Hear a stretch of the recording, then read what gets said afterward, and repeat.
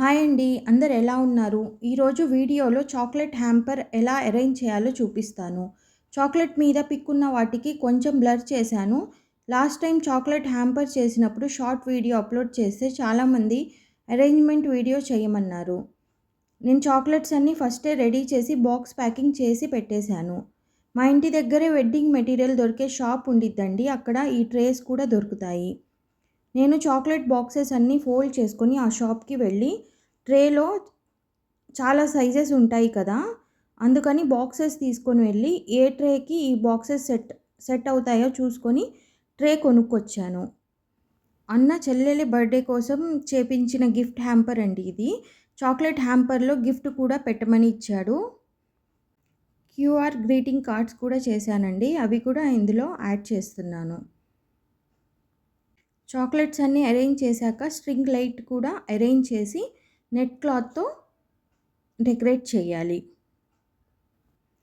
String light arrange చేశాక లైట్‌కి switch ఉండిద్ది కదండీ! ఆ స్విచ్‌ని సైడ్‌న హ్యాంగ్ చేయాలి.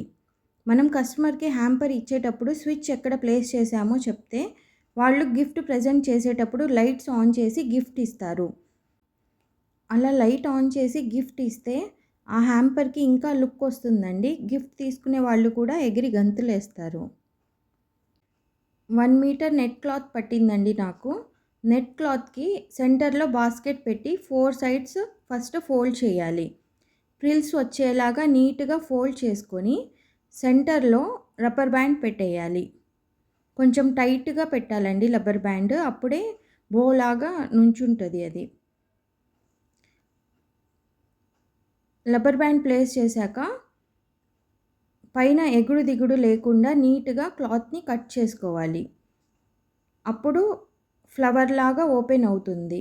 చూడ్డానికి లుక్ కూడా బావుండిద్ది.